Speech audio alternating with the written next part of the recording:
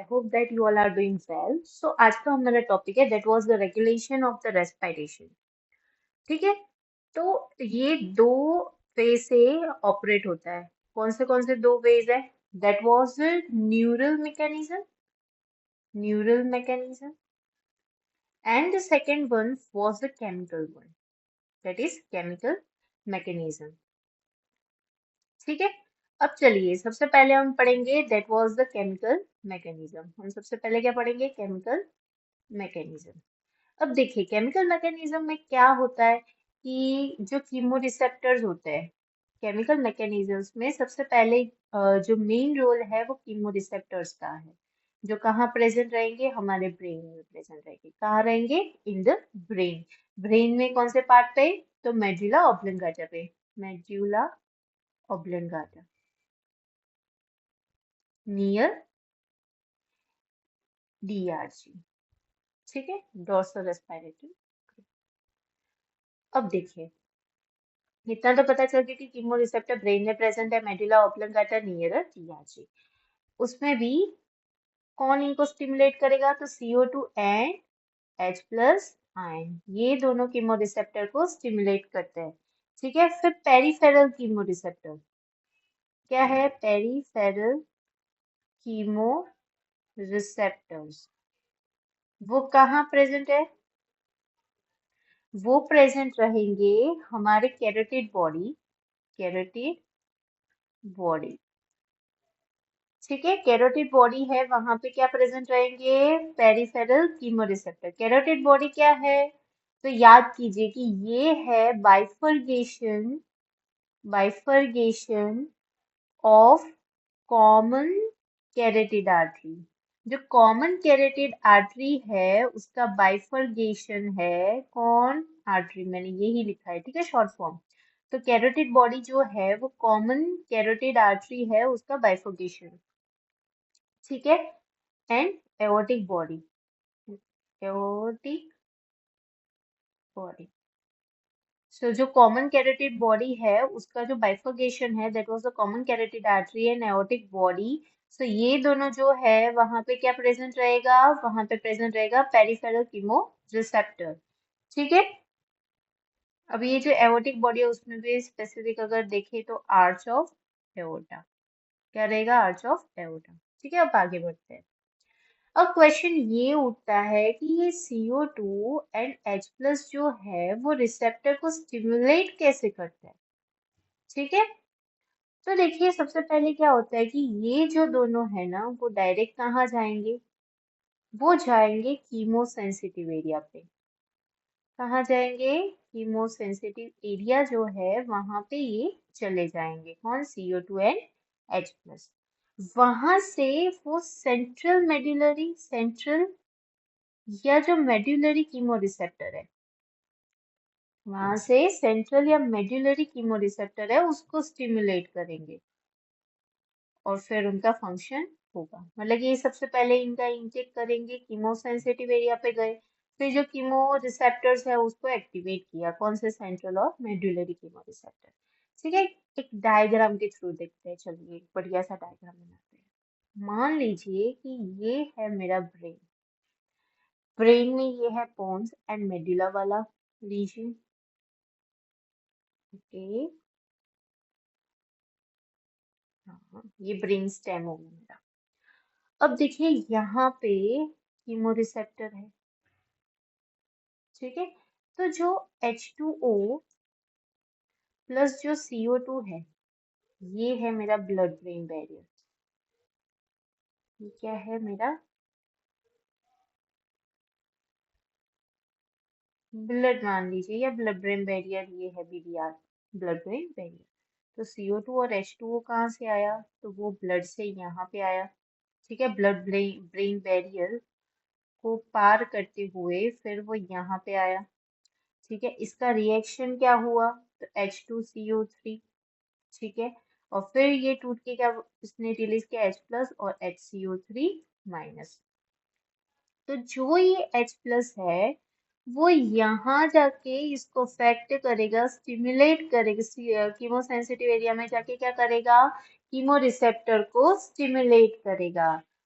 क्या करेगा, chemo receptor को स्टिमुलेट करेगा। ठीक है, ये क्या है, ये है कीमो रिसेप्टर। ठीक है, तो ये कहानी होती है कि CO2 और H प्लस कैसे होता है।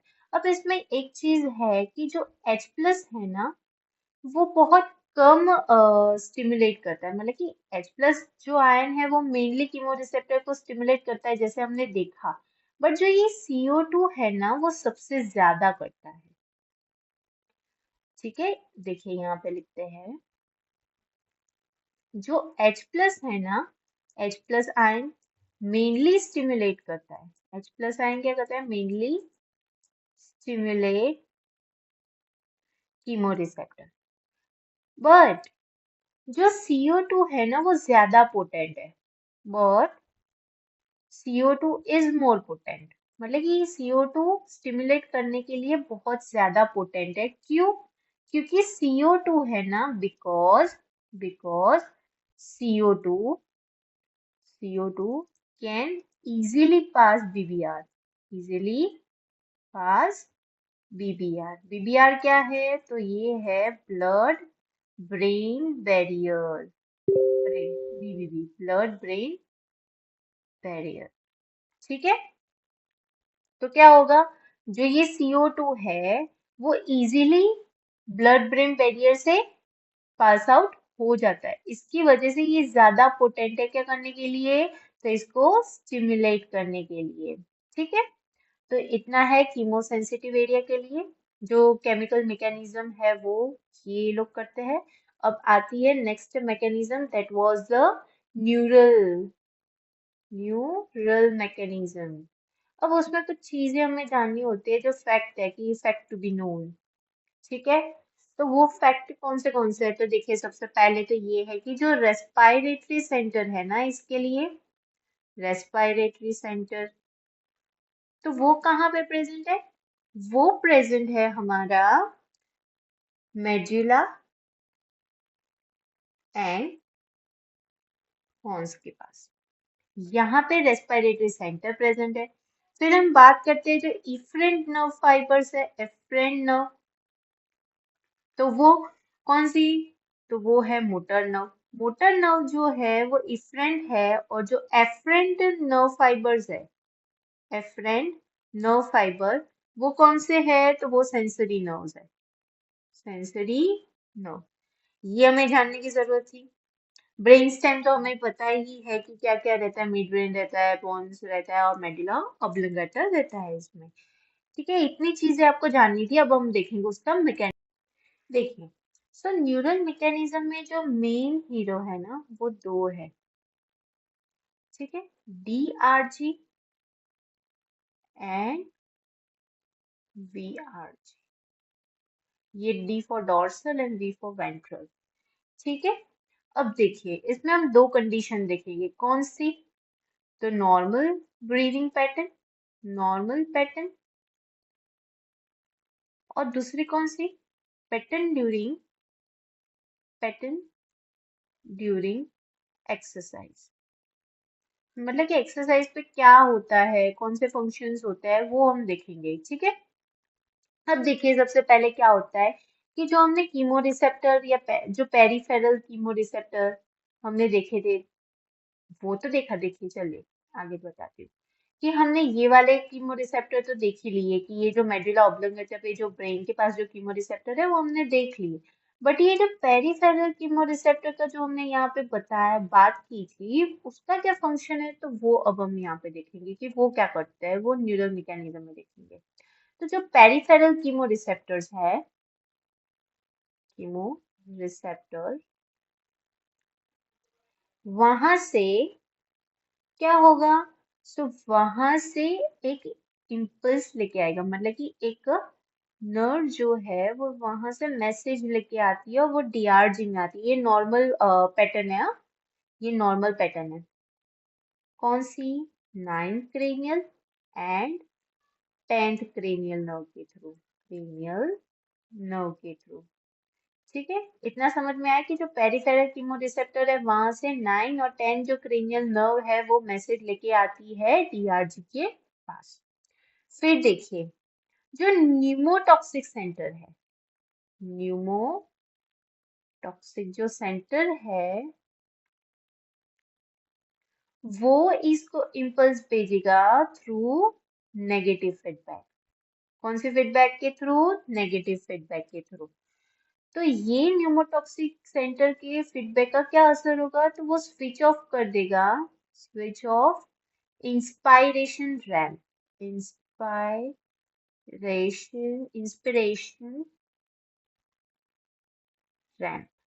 ठीक है, during heavy exercise, during heavy exercise. ठीक है, तो इंस्पायरेशन रैंप होता है उसको स्विच ऑफ कर देगा ड्यूरिंग हैवी एक्सरसाइज, और क्या बढ़ाएगा? Increase respiratory rate, respiratory rate. Right. तो अब सबसे पहला क्वेश्चन ये होता है कि इंस्पायरेटरी रैंप क्या है? इंस्पायरेटरी रैंप है क्या भाई? तो देखिए, इसको समझने के लिए हम एक डायग्राम ड्रॉ करते हैं कि ये है हमारा डायग्राम। ठीक है, अब देखिए यहाँ पे ये डिक्टेट करता है कि 2 seconds of inspiration and 3 seconds of expiration। ठीक है, ये डिक्टेट करता है क्या? 2 seconds of inspiration and 3 seconds of expiration। ये सेकेंड, ये टाइम डिनोट करता है। सो इसे हम कहते हैं इंस्पायरेशन रैंप। इंस्पायरेटरी रैंप मतलब कि ये नॉर्मल टाइमिंग मेंटेन रहती है कि हाँ 2 सेकंड के लिए इंस्पायरेशन होगा, 3 सेकंड के लिए एक्सपायरेशन होगा, बस। ये नॉर्मल रैंप कहते हैं कि ये नॉर्मल वे जो है ना वो कंटिन्यू रहता है, इसे हम इंस्पायरेटरी रैंप कहते हैं।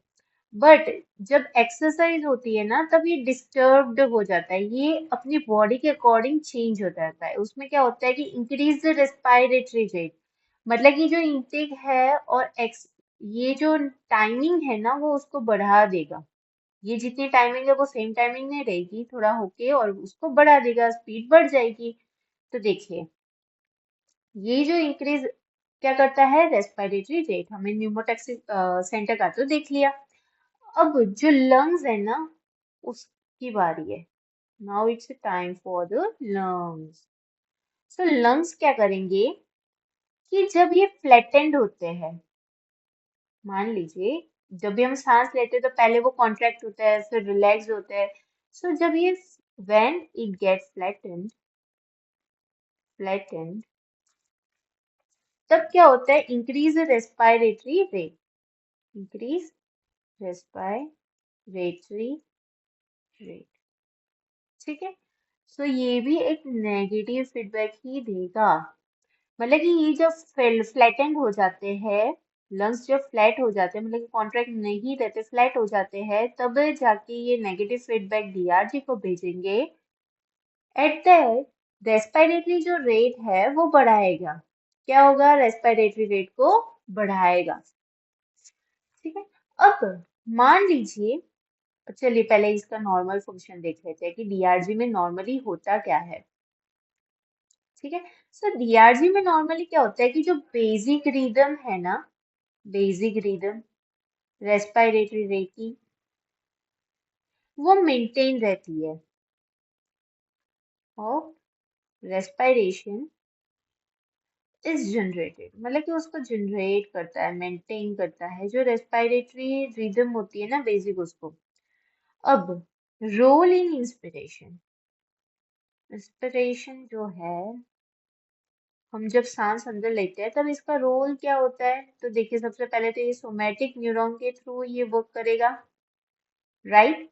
और फिर ये क्या होगा कि जो इंस्पिरेशन है वो मेनली डायफ्राम के थ्रू करवाता है। किसके थ्रू? मेनली डायफ्राम के थ्रू, राइट। देखिए, डीआरजी का मेन क्या काम है? So basic rhythm of the respiration is generated, basic rhythm generate करेगा, and role in the inspiration through somatic neuron, और वो इंस्पायरेशन मेनली किसके थ्रू होगा? डायफ्राम के थ्रू। किसके थ्रू? डायफ्राम के थ्रू। अब मान लीजिए एक सिचुएशन आ जाती है हमारे पास जब हमारी बॉडी हैवीली एक्सरसाइज करती है, मान लीजिए कि कोई एथलीट है या कोई भी है। सो इसके जो इम्पल्स है ना, मतलब कि ये सारे इम्पल्स यहाँ से जनरेट यहाँ पे हो चुके होते हैं, बट ये सहन नहीं कर पाता। सो जो इम्पल्स है ना वो स्पिल्स होंगे, spills of to the VRG, मतलब कि वेंट्रल ग्रुप के पास जाएंगे। यहाँ पे क्या होगा, impulse spills off during heavy exercise. So जो इम्पल्स है वो स्पेस ऑफ हो जाते हैं ड्यूरिंग हैवी एक्सरसाइज। अब इसका फंक्शन क्या है, ये फंक्शन मेनली करता है इंस्पिरेशन एंड एक्सपिरेशन में। किसमें फंक्शन करता है ये, इंस्पिरेशन एंड एक्सपिरेशन में। और ये इसका मेन रोल कब है, रोल ड्यूरिंग हैवी एक्सरसाइज। इसका रोल कब है, रोल ड्यूरिंग हैवी एक्सरसाइज। अब ये क्या करेगा, जो सोमैटिक न्यूरॉन है ना, हैवी एक्सरसाइज में भी वो क्या करेगा कि जो सोमैटिक न्यूरॉन है, सेम यहाँ पे भी सोमैटिक न्यूरॉन, यहाँ पे भी सोमैटिक न्यूरॉन। सोमैटिक न्यूरॉन से क्या करवाएगा, जो फोर्सफुल एक्सपायरेशन करवाएगा। क्या करवाएगा, फोर्सफुल एक्सपायरेशन करवाएगा थ्रू एब्डोमिनल मसल्स। आप है ना ऐसे भी प्रैक्टिकली भी कर सकते हैं कि दौड़ के देखिए, आप दौड़ेंगे ना तो आप पेट से सांस लेना शुरू करेंगे, मतलब कि पेट जो है हमारा, जो एब्डोमिनल मसल्स है वो फोर्सफुल एक्सपायरेशन करेगी ऐसे करके, ठीक है, राइट, एब्डोमिनल मसल। ये हमारा रेगुलेशन था रेस्पिरेशन का, जो दो वेज में होता है, that was chemical via chemical mechanisms and neural mechanism, जो हमने देख लिया है, ठीक है। आई होप दैट कि आपको समझ में आया होगा। Thank you for watching me.